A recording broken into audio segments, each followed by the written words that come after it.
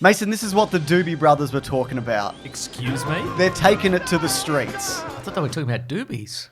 What? You know, marijuana. They were taking it... Marijuana cigarettes, No, James. Mason, you can't say marijuana cigarettes in a YouTube video. Certainly not in the first 30 seconds. No, Mason. Can I say jazz cigarette? Mason, this is what the Doobie Brothers were talking about. Taking it to the streets. For Predator 2. Please leave a like because we're talking about the first 4 Predator movies. We're obviously on the second one. Okay. Is this movie good? I think it's good. I had a good time with this. Is it better than any other Predator movie? Yes. Significantly. Yeah. Not the first one. No.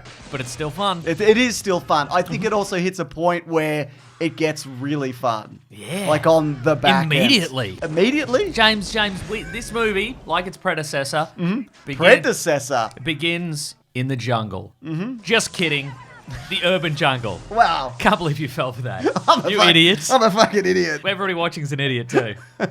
You know that bit that swoops in? Oh, yeah. You think it's the jungle, but it's Los Angeles. I thought it was the jungle when I watched it, and I thought it was the jungle when you said that just then. Right? Yeah. Because I painted such an evocative picture. You really did. So obviously for this, they couldn't get back John McTiernan as director. Mm-hmm. He had a $2 million directing fee at this point. Oh, and he was like, and soon I'm going to be in prison. Yeah, that's right. So, and it's like, it's like 1 p.m. now, and I'm going to be in prison in like a few years, so I don't have time in the middle. That's right, you exactly. Yeah. So this is Stephen Hopkins. Okay. Australian director, actually. Oh. Before this, he worked on A Nightmare on Elm Street 5, The Dream Child. That's what got him this job. That movie that people don't like? And afterwards, he directed The Castle. No. Oh. Disagree, probably. Yeah, probably. This was also, it was going to be, the plan was an Arnold Schwarzenegger sequel movie. Uh-huh. Because sometimes they do well, Mm-hmm, sure. you know? Yes. Yeah. Your Terminators 2 and so forth. Etc. and so forth. He was going to reprise his role as Dutch. It was going to be a buddy cop film. They were thinking maybe with Patrick Swayze. Don't mind that. I don't mind it either, Mason.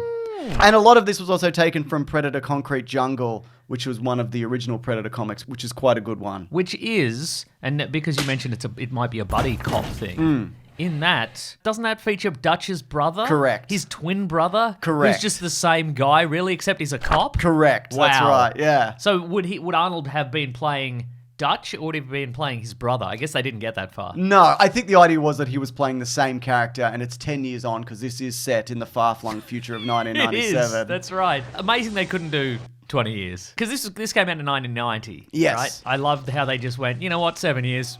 LA's a war zone now. Yep. Whatever. Mate, I thought I was watching the news. Right. I thought I said to myself, is this Antifa on the news right now that I'm watching? Sometimes it was the news, because there was the news in it. Morton Downey Jr., who was like a real-life kind of trash journalist, it gets a role in this. Yeah, okay. Is he related to Robert Downey Jr.? I didn't do my research. But I love how they just went, 1997, 7 years, it's a war zone, whatever. And it's the future because everybody's got a laser sight. Everybody's got a laser sight on their gun, everybody's got a laser sight on their baby carriage, whatever. Apparently, though, this was a bit of a nightmare to film in LA because people were sick of the noise and the disruption, so they'd throw things onto the crew. Okay. As they were working, including human feces. Sure. Which is fun. And one time, apparently, they just found a dead body in the garbage when Wait, they were who filming did? this. With the crew when they were filming. As a prank. It wasn't a prank, Mason. They found a real dead body for real. You can't prove it wasn't a prank. I obviously can't. At though. some point, somebody was pranked there, is what I'm saying. Do you think, though, Yes. this is a bit too excessive? Some people are like, this is a silly movie. There's voodoo magic and whatnot. No, I like that. Magic bones and etc. I like the madness. Okay, yeah, Because fair the enough. director, something to do with Jamaica? Is Freddy Krueger Jamaican? He's Jamaican me afraid to go to sleep. Still? Yep, still. Stephen Hopkins is He's like a... Jamaican born. He was born in Jamaica. Oh my God. He is Australian, right? Doesn't say He's it. like a white Australian guy. I watched a bunch of He interviews with him. moved to Australia. Wow. I wish I moved to Australia as opposed to being born here like a moron. Yeah. But anyway, I guess he soaked up the Jamaican culture. He definitely did. Jamaican him want to be a film director. And he put that in. I think it's fun because it's the future, but I love that it's the 1990 aspects of it. Yeah. I love that everybody, certainly Danny Glover and many other members of the cast, are just rocking those big pleated slacks. Biggest pants you've ever seen. Also, and I never noticed this until this current rewatch, Danny Glover spends most of this movie in two-tone shoes. I didn't know that. He does, yeah. Damn, has he gone bowling? He was Yep. probably planning to go bowling at some point. I mean, talk about LA riots, more like a zoot suit riot. Am I right? I think that's true, actually. Those cherry poppin' daddies. I think that's Ugh. true.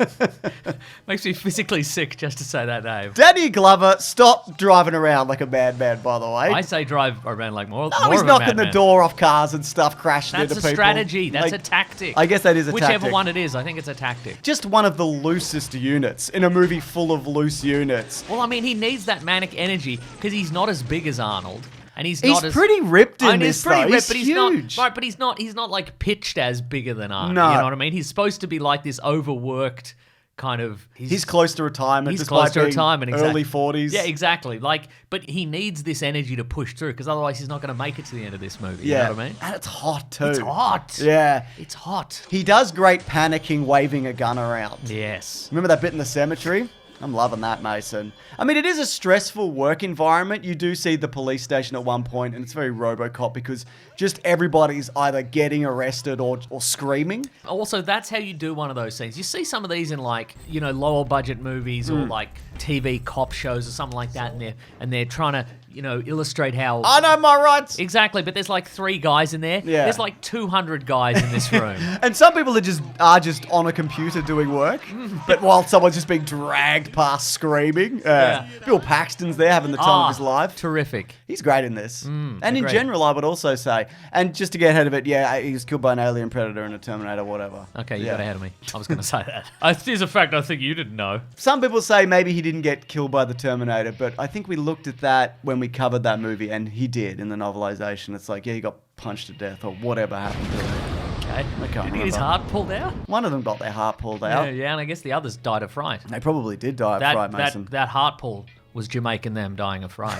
Was it? Yes. I guess it would. Yeah. R.I.P. We miss him. I mean, were he still alive today, he'd be killed. He'd be being killed by all kinds of movie monsters. A Mithrigan, Yep. a Terrifier, so forth. He did get killed by an Agents of S.H.I.E.L.D. Did he? Yeah, they got him in the end, Mason. Huh. Yeah. Greatest monster of them all. Bureaucracy. Agreed. So the Predator in this, though, equally the loosest of units.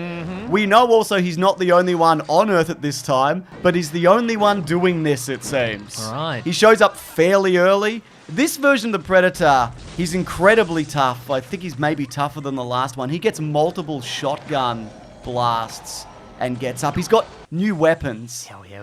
This is where so much of the Predator lore is from. It's from this movie. I mean, I know we've seen some in the comics, but he's got a razor net and a 2-prong fork something. He's got a razor disc. He's got a retractable spear, Mason. Oh, hell yeah. He's got an acid bowl that you could That's right. make a little brew with. Make a little brew, make a little tincture. Yeah. It's blue liquid and then it's fire and you put some porcelain in there. Yeah. Oh, sniff that porcelain. Oh my God, yeah. Hashtag sniff that porcelain, everyone.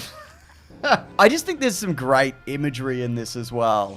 There's a moment where you see the Predator walking through water invisibly, and you see the steps splashing, and then he's fighting the Jamaican voodoo priest guy, and there's a scream, and he's holding the severed head. Like very that's nice. Good great fantastic. transition. Oh, so good. And then there's a moment where he's standing on top of the building, and he's holding a spear and a skull, and as he's screaming, he gets struck by lightning, and he's loving it. He's loving it.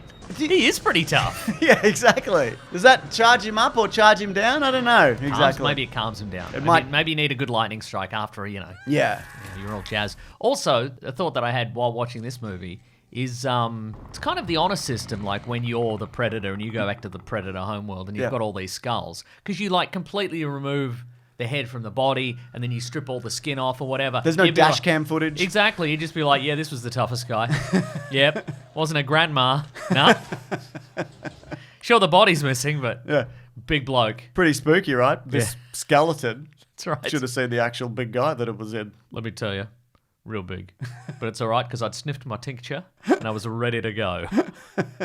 Is it embarrassing to come back with one arm, or is that cool? Like, to what extent is an injury, Oh, yeah. living with an injury and coming back, at what point are they like, bad, actually? I mean, maybe they did have to start using dash cams. Yeah. So it'd be like, it was a big blow. And then if it is an old lady on the subway or whatever, Yeah. you lose the footage. That's fair, I think. Yeah. Yeah. Mhm. I feel like also you lose an arm, and this Predator obviously doesn't live. You get cool attachments, right? That's what you're doing. That's right. Like RoboCop 3 when he gets cool attachments. Yes. Like, that's what we're talking about, right? That's right. Like a jetpack on your arm. Like a jetpack on Just your arm.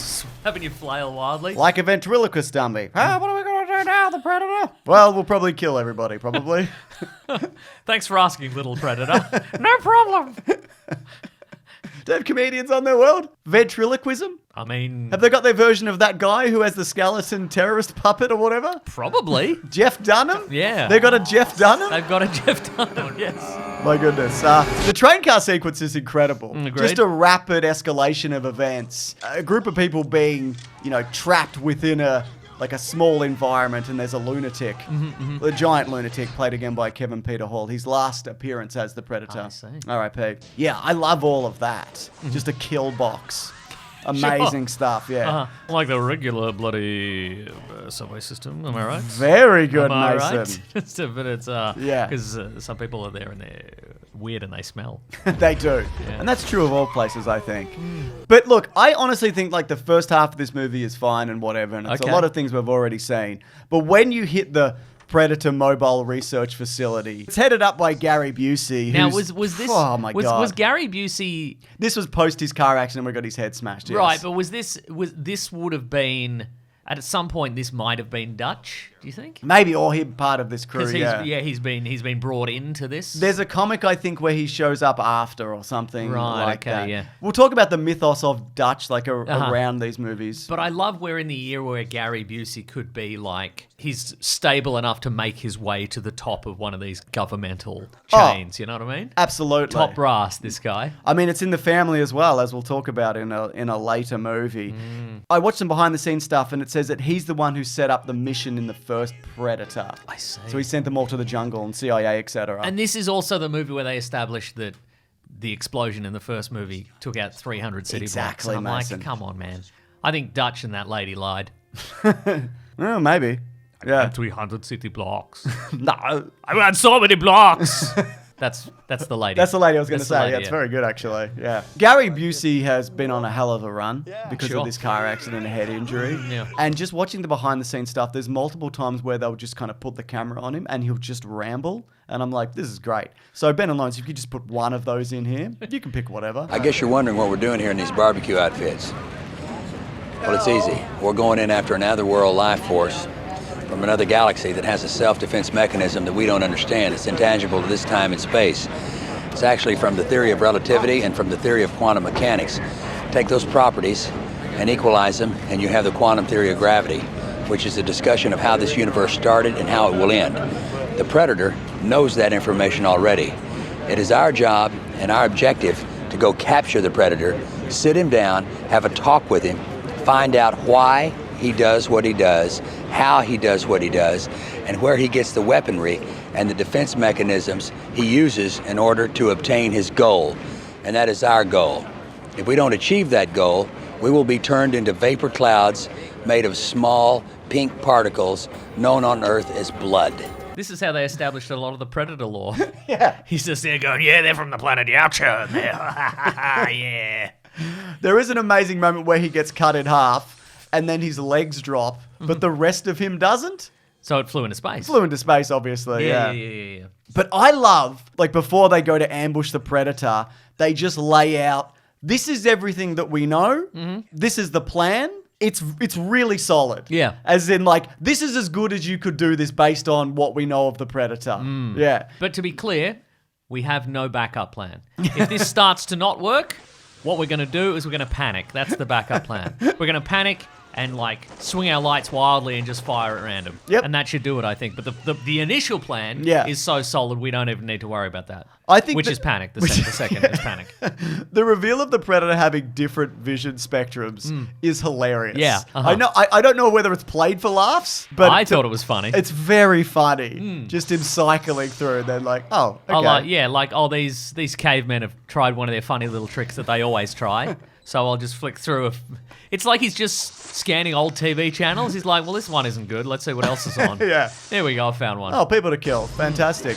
The final showdown's great, though. It lasts a while, and a lot of it is the Predator on the run. He realizes that, I don't know, maybe I was tired when I got electrified. Yeah. When I got hit by lightning. I shouldn't have messed with a guy wearing two-tone shoes. I didn't see him earlier.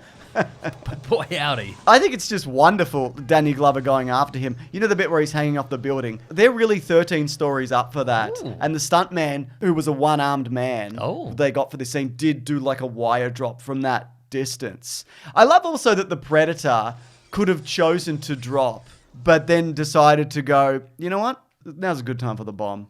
Is it Like right? Yeah. he could have left. He could have got out of it. I mean, and also if the bomb, will destroy 300 city blocks, he could have just dropped and then, run one block and then set it off anyway. yeah, exactly. What's Danny Glover going to do then? Nothing. Nothing at all, yeah. We mentioned, but yeah, he does a little bit of first aid, which I think is terrific. Just takes a moment to make it. He's doing a little special brew. It's very reminiscent of the Terminator self-repair sequence, I think. Sure. But getting a look inside a Predator ship, just mind-blowing. I mean, also sucks. Like, how do you know if you've dropped something? It's just all fog and steam on Where's the the floor. bathroom? Anywhere? I guess it's in the fog and steam. Yeah, maybe it is the fog and steam. Maybe that's how they bathroom. Hey guys, give me 5. I'm gonna go take a fog and steam. The trophy wall, I think, is wonderful. Now you might know the answer to this. I do. There's obviously an alien skull from the Alien franchise. Was that the first appearance of an alien skull in the Predator universe, or did it happen?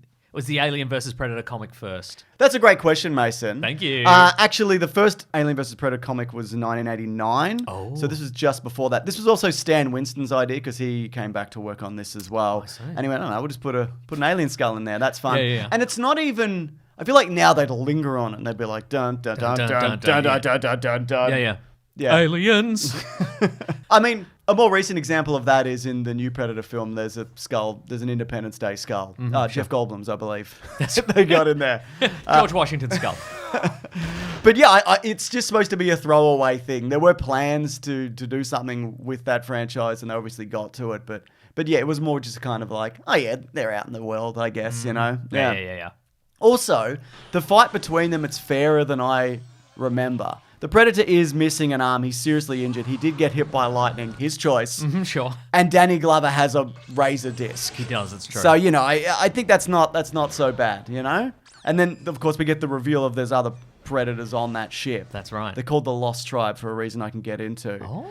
But the gift of a flintlock pistol that, yes, comes up in the movie Prey, give him some alien shit. You reckon? Definitely. Yeah, maybe. Plasma cannon or whatever. Sure, yeah. Keep the razor disc. Yeah, maybe just like a little novelty cloaking device, and you can just cloak like one hand or whatever, do a trick with it. Yeah, exactly. Can you show your kids. Yeah. Some close-up magic. Yeah. Make your thumb disappear, but actually you're putting in a cloaking It's device. really doing it, for real, yeah. But looking at all these other Predators on the ship, and there's a lot of them. And he's like, who's next? I thought that was fun. That was great. He's genuinely like, no, I can probably take a few more of you.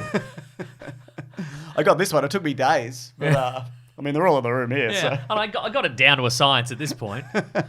They had to make 9 additional Predator designs for this. Uh-huh. This is the most expensive scene in the movie because of that reason. Do you reckon they used any of them again, or are they just like those old Ninja Turtle costumes? They're just rotten in a props department somewhere. Well, this was going to be in my trivia, Mason, but I'll do it now. Oh, yes. This tribe is called the Lost Tribe because the suits are missing. Oh. Yeah.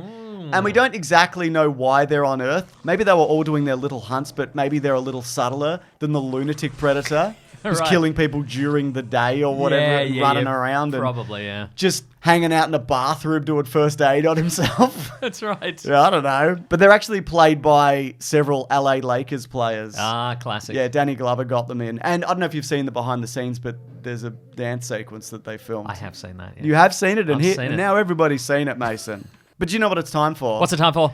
It's time for the segment, a recurring segment. We're doing this every week. It's called Who is the Fairest Predator of them all? Oh, yes. Now, we established last week that is the baseline for a predator in terms of sexiness and also fairness. It's true. That is the standard, right? In this one, this predator attacks a cop at the crime scene, and then the cop pulls the gun and then he kills him. I think that's unfair because you provoked him That's true. into yeah. doing that. That's entrapment. Yeah, but also he doesn't kill a pregnant woman. That's true. Which is something. And that's a good lesson there because I think, we know that in current Predator canon, Danny Glover's character and Arnold Schwarzenegger's character are in stasis. So I think if they're going to escape and fight the Predators, they just have to become pregnant.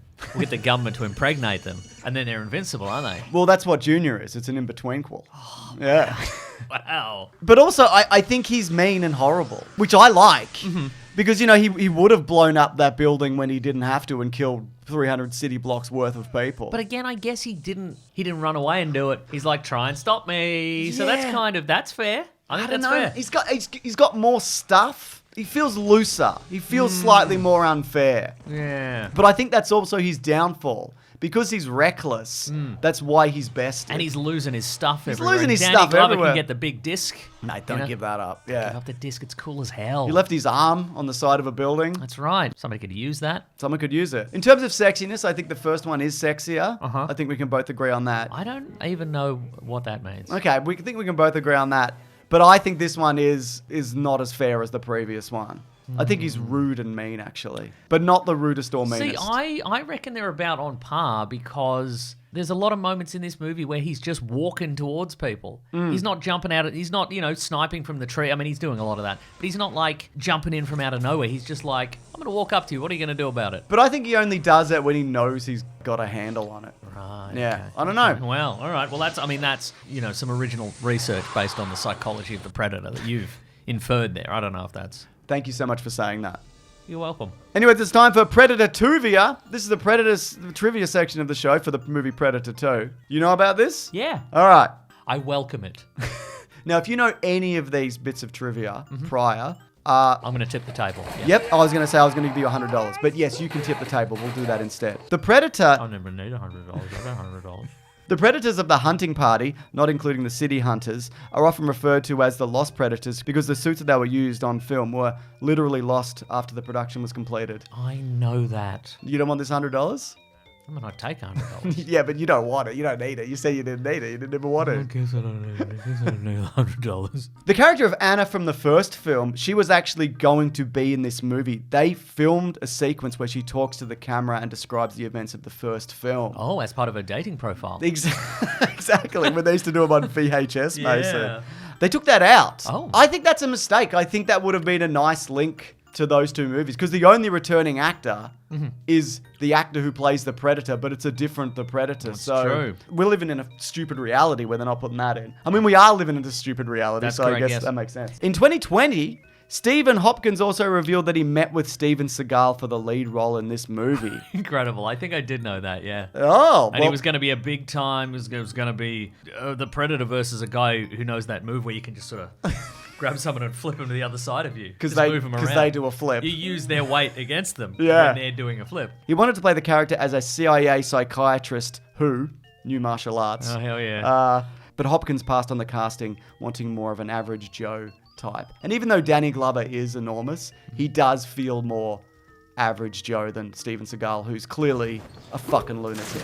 Great. Anyways, the box office for this on a budget of 20 to 30 million? Not bad. I don't know. Yeah, decent. The return was only 57.1. Okay. This, though, has made its money back over the years. I mean, and it does so well in building Predator lore. I don't think it's as good as the first one. I don't even think it's the second best Predator movie, Mason. You think that's Predators? I don't know anything. You think it's Predators? I don't know nothing, and we'll talk about what I do or don't know next week. I think it's good. I don't think it's great. I think it's more of an interesting addition to the lore than anything else. And I do like Danny Glover in this Well, I think it is great. I had a hell of a time. Hell of a time. Yep. Mason, do you know about our service, bigsandwich.co? Have you read about this? Yeah, you go to bigsandwich.co and then stuff happens. Yeah, stuff happens. We've done a Let's Play of the Predator arcade game. We looked at the Wolverine versus Predator comic book in our Comic Book Club podcast. Oh, yeah. Among all the other stuff that Marvel are doing over there with the Predator. They're doing all sorts of brand synergy. That's right. We're going to do a Prey movie commentary. Over the top of that, we've already got one for the original Predator. And of course, videos go up there early, including next week's What Is It? Here's a hint.